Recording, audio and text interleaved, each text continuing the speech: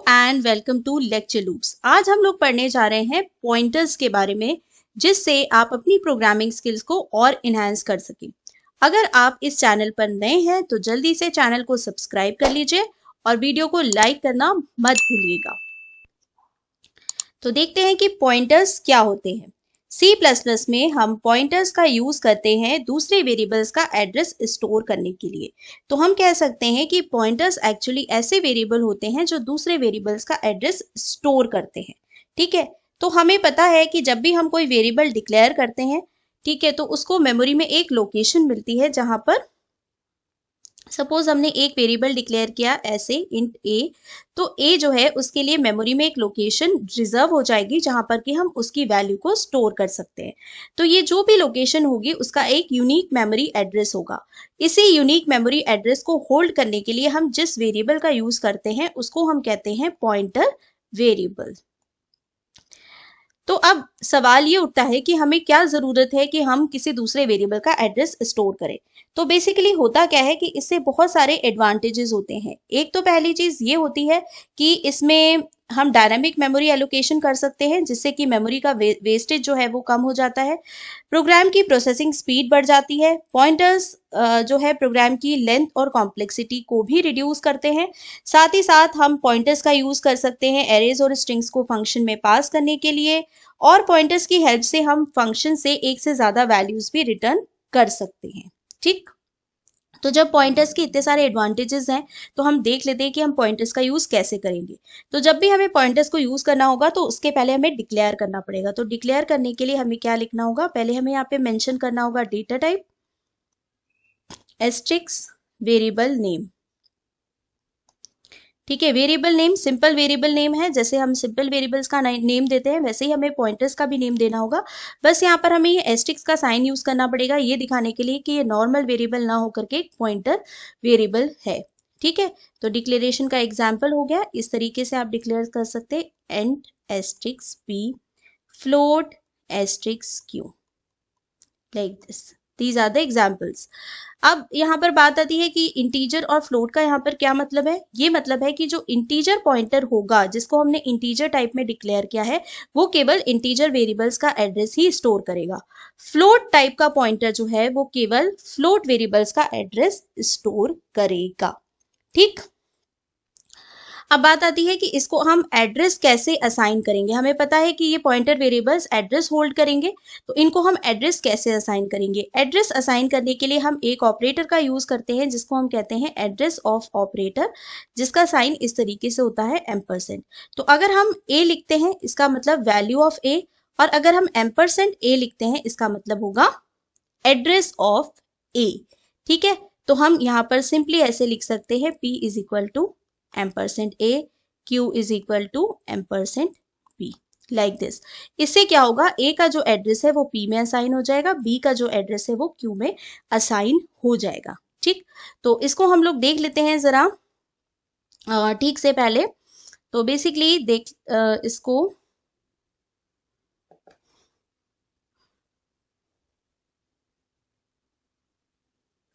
yes, so suppose there are two variables int a float b।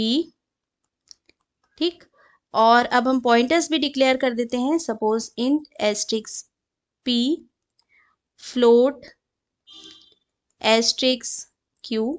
ठीक, suppose a की value हमने 10 assign कर दी, b की value हमने 20 असाइन कर दी, p में हमने a का एड्रेस डाल दिया और q में हमने किसका एड्रेस डाल दिया, b का। ठीक है, तो इस तरीके से अब इसको हम देखते हैं कि मेमोरी में क्या होगा। सबसे पहले क्या होगा, जैसे हमने लिखा ए के लिए एक मेमोरी लोकेशन रिजर्व हो गई, बी के लिए एक मेमोरी लोकेशन रिजर्व हो गई। ठीक, सपोज इसका एड्रेस है 1034, सपोज इसका एड्रेस है 5619 एनीथिंग। ठीक, उसके बाद में हमने पी लिया, पी एक पॉइंटर वेरिएबल है, क्यू भी एक पॉइंटर वेरिएबल है। ए में हमने वैल्यू असाइन करी है 10, ए में चली गई वैल्यू 10, बी में चली गई वैल्यू 2। फिर हमने लिखा एम्परसेंड ए मतलब ए का एड्रेस विच इज 1034, वो किस में चला जाएगा, पी में, तो पी की वैल्यू हो जाएगी 1034। फिर हमने बोला एड्रेस ऑफ बी जो कि क्या है 5619, वो किस में चला जाएगा, क्यू में, तो ये हो गया 5619। जैसे ही ये एड्रेस ए का एड्रेस पी में जाएगा, वैसे ही हम कह सकते हैं कि now P is pointing to A, Q is pointing to B. इसका क्या मतलब है पॉइंटिंग का ये मतलब है कि अब हम P के थ्रू भी A की वैल्यू को एक्सेस कर सकते हैं और Q के थ्रू भी हम B की वैल्यू को एक्सेस कर सकते हैं। कैसे? जैसे अगर आप सिंपल सा स्टेटमेंट लिखते हैं सी आउट A, तो इससे A की वैल्यू 10 प्रिंट हो जाएगी। पर अब हम इसकी जगह क्या लिख सकते हैं, C out asterisk P। Asterisk P मतलब है P जिसको पॉइंट कर रहा है उसकी वैल्यू। P किसको पॉइंट कर रहा है, जिसका उसमें एड्रेस है, मतलब कि 1034। तो P किसको पॉइंट कर रहा है, A को। A की वैल्यू कितनी है, 10। इस कंडीशन में भी 10 डिस्प्ले होगा, इस कंडीशन में भी 10 डिस्प्ले होगा। इसी तरीके से अगर हम लिखते हैं फ्लोट के केस में, 1 मिनट में B में कुछ वैल्यू इस तरह से डाल देती हूँ 20.0, बिकॉज दिस इज फ्लोट। ठीक है, तो यहाँ पर अगर हम वैल्यू प्रिंट करते हैं सी आउट की B, ठीक, तो भी 20.0 डिस्प्ले होगा। अगर हम डाल देते हैं यहाँ पे सी आउट एस्ट्रिक्स Q, तो भी क्या प्रिंट होगा, 20.0। ठीक है, तो इस तरीके से हम इसको पॉइंटर्स के थ्रू भी वेरिएबल्स को एक्सेस कर सकते हैं। तो यहाँ पर अगर हम इसकी टर्मिनोलॉजी देखना चाहें तो A, B, ampersand A, ampersand A, ampersand B, P, Q, asterisk P, asterisk Q. Let's see. What is A? It is 10. What is B? 20.0. What is ampersand A? It is 1034. What is ampersand B? 5619. What is the value of P? 1034. Q की क्या value है, 5619। Asterisk P मतलब P जिसको point कर रहा है उसकी value, मतलब कि 10। Q जिसको पॉइंट कर रहा है उसकी वैल्यू, मतलब कि 20.0। तो इस तरीके से हम जो है पॉइंटर्स का यूज कर सकते हैं। आई होप आपको पॉइंटर्स अभी क्लियर हो गए होंगे। ठीक है, तो अब हम देखते हैं कि पॉइंटर्स अरिथमेटिक क्या होता है, लेकिन इसके पहले आप वीडियो लाइक करना और शेयर करना मत भूलिए। तो देखते हैं पॉइंटर्स जो होते हैं हम उन पर बहुत सारे ऑपरेशंस परफॉर्म कर सकते हैं उनको मैनिपुलेट करने के लिए, लेकिन सारे ऑपरेशंस उन पर अलाउड नहीं होते, क्योंकि अल्टीमेटली तो वो एड्रेस ही स्टोर कर रहे हैं। तो हम सब तरीके के अरिथमेटिक ऑपरेशंस या ऑपरेटर्स उनके साथ में यूज नहीं कर सकते। ठीक है, तो कुछ ऑपरेशन जो अलाउड है पॉइंटर्स पर, वो है पॉइंटर्स का इंक्रीमेंट और डिक्रीमेंट हम कर सकते हैं। हम पॉइंटर्स में कोई भी एक वैल्यू को ऐड या सब्ट्रैक्ट कर सकते हैं। हम दो पॉइंटर्स, सेम टाइप के दो पॉइंटर्स को सब्ट्रैक्ट कर सकते हैं, ऐड नहीं कर सकते, सब्ट्रैक्ट कर सकते हैं। और हम दो पॉइंटर्स को कंपेयर भी कर सकते हैं। ठीक, तो वन बाय वन हम ये ऑपरेशन देखते हैं, इंक्रीमेंट एंड डिक्रीमेंट। इंक्रीमेंट आपको पता है plus plus sign, decrement minus minus sign. और इंक्रीमेंट ऑपरेटर से क्या होता है, एक वैल्यू ऐड हो जाती है +1, डिक्रीमेंट से एक वैल्यू सब्ट्रैक्ट हो जाती है, मतलब -1 हो जाता है। ठीक, लेकिन पॉइंटर्स के केस में अरिथमेटिक थोड़ी सी अलग होती है। यहाँ पर ऐसा नहीं होता। यहाँ पर क्या इंक्रीमेंट होगा और क्या डिक्रीमेंट होगा, ये बेसिकली पॉइंटर के डेटा टाइप के साइज पर डिपेंड करते हैं। ठीक, नहीं समझ आया, चलो समझाते। तो सपोज एक पॉइंटर है जो कि इंटीजर टाइप का है।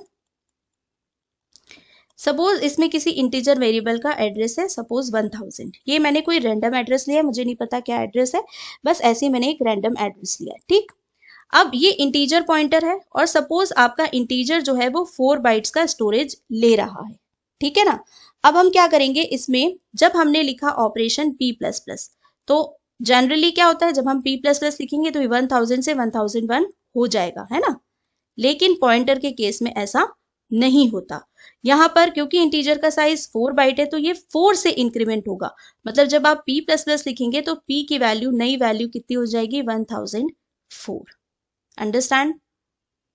ठीक, तो ये इस अगर शॉर्ट होता, शॉर्ट इन टाइप का होता, ठीक है, और इसका जो है स्टोरेज 2 बाइट्स का होता, ठीक है, ठीक, तो ये फिर 1002 हो जाता। क्लियर। ठीक, p++ के बाद इसी तरीके से अगर हमें डिक्रीमेंट करना है और suppose there is a pointer q, तो हम एक पॉइंटर ले लेते हैं एस्ट्रिक्स q।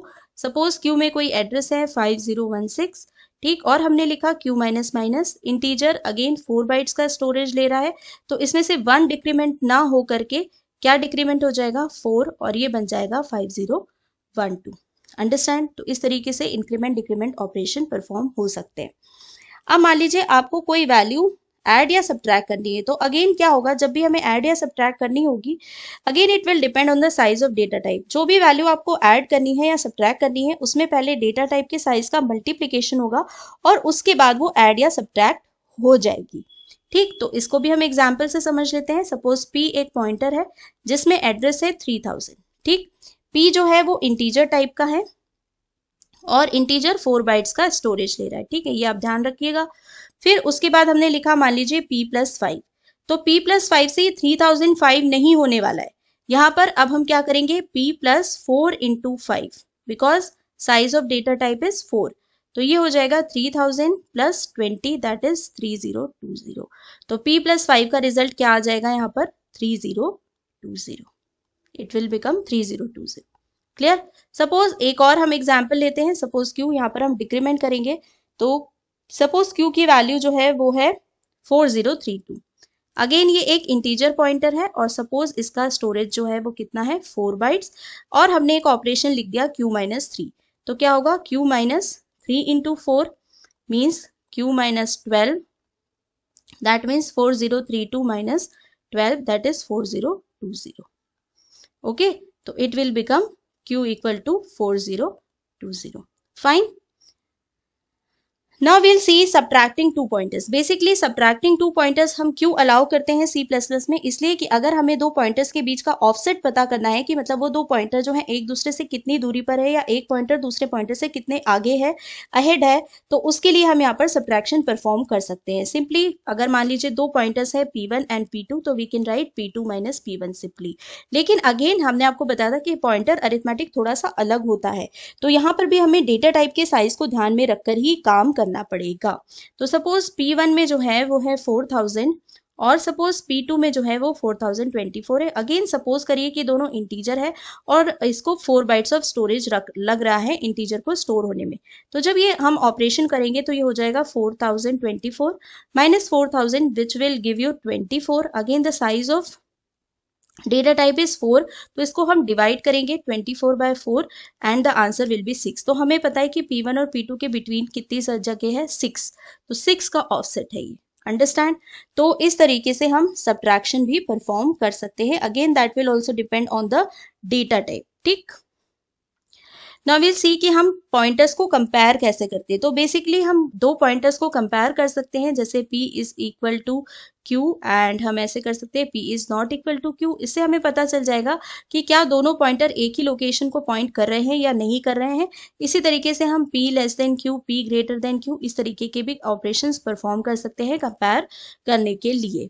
ठीक है, और हम इस तरह के भी ऑपरेशन बहुत जनरली यूज करते हैं, जैसे p ≠ null, ये चेक करने के लिए कि क्या p पॉइंटर जो है वो नल के इक्वल तो नहीं है।